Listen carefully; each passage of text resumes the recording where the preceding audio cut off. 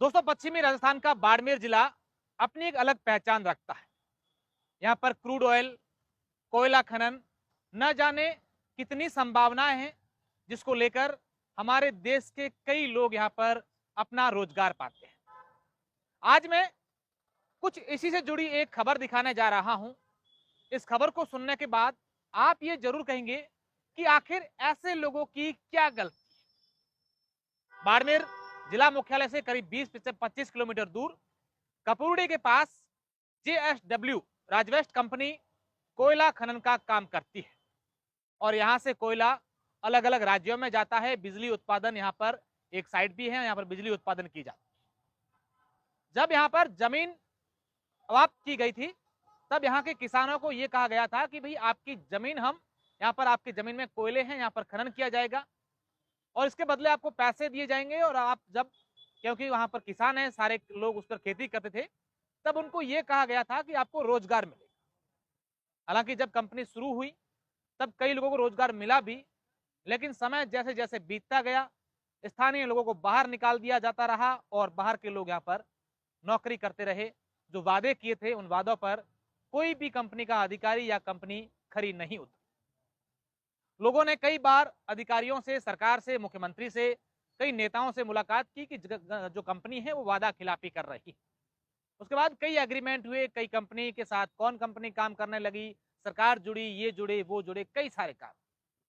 लेकिन पिछले दिनों एक ऐसी घटना हुई कि जहां पर कंपनी कोयले खनन का काम करती है, उसके बाद जो डंपिंग यार्ड बनाया हुआ है, जहां पर मिट्टी पत्थर डाले जाते हैं, जहां पर खुदाई होती है, ट्रक भर करके जहां पर ये डंप करते हैं, उसके ठीक पीछे एक बुजुर्ग व्यक्ति का घर था, सोनाराम।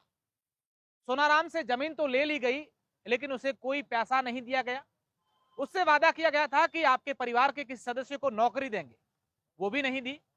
सोनाराम जैसे तैसे करके अपना घर का गुजारा चलाता था।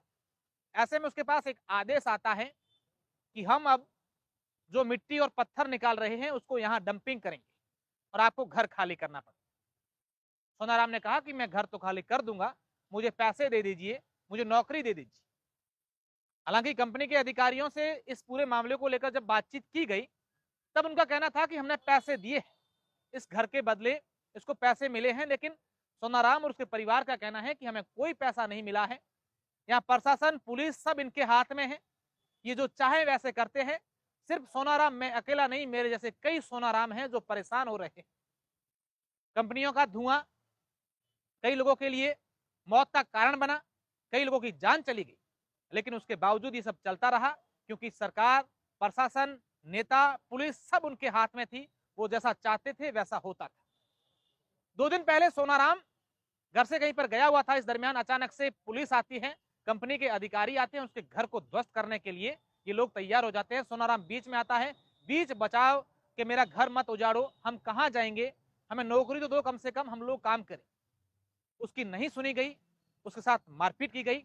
एक वीडियो भी वायरल हुआ है जो अभी आपकी स्क्रीन पर देख रहे हैं, और सोनाराम को अस्पताल में भर्ती करवाया गया। आप सुनिए कि JSW Rajasthan south west mining limited के अधिकारी, जो RSMML के अधीन काम करती हैं, JSW राजवेस्ट की कंपनी, उन लोगों ने उस व्यक्ति बुजुर्ग के साथ इस तरीके से मारपीट कर दी कि वो, उसकी बात जान पर आई, बनाई, और अभी वो बाड़मेर के जिला अस्पताल में भर्ती है। सवाल सिर्फ इतना उठता है कि आखिर ऐसे लोगों की बात क्यों नहीं सुनी जाती। क्या कंपनी और कंपनी के अधिकारी प्रशासन और पुलिस से मिले हुए हैं, उनकी मिली भगत है, जिस कारण आज इन किसानों को अपनी जमीन से, अपने घर से बेदखल किया जाता है और उनके साथ मारपीट भी की जाती है। आखिर इनकी कौन सुनेगा। सरकार हाल ही में परिवर्तन हुई है, अब उम्मीद सिर्फ सरकार से है कि ये लोग जो हैं कहीं ना कहीं अपने घर से बेघर हो रहे हैं, इनकी बात सुनी जाए। जो अस्पताल में सिर्फ इसलिए भर्ती है कि वो अपने घर बचाने की कोशिश कर रहा था कि साहब मेरा घर मत उजाड़ो, और फिर इसके बाद ऐसा कर। अब एक और वीडियो, आज जब पुलिस जांच करने गई तब वहां पर एक बड़ा ट्रक डंपिंग कर रहा था। इस दरमियान एक गाय जो है, पशु वहां पर चरते थे, बाल बाल वहां पर कई गायें जो बची, जैसे ही ट्रक डंपिंग कर बड़े बड़े पत्थर वहां से गिरे, उसका भी वीडियो हमारे पास आया जो आप देख रहे हैं। इसके अलावा कई सारी ऐसी शिकायतें, कई समस्याएं पहले भी आई, उनकी सुनवाई न तो आज तक हुई। उम्मीद लोगों की यही है कि हमारी बात सुनेंगे। कौन सुनेगा, कब सुनेगा, ये देखने वाली बात होगी। लेकिन ऐसे लोगों के लिए अगर हम सब आगे अब नहीं आएंगे तो ये लोग इन अधिकारियों के, इन कंपनियों के नीचे दबते जाएंगे और वो लोग अपनी मन मर्जी करते रहेंगे। कई लोगों के, कई किसानों के, कई गरीबों के घर उजाड़ते रहेंगे। धन्यवाद।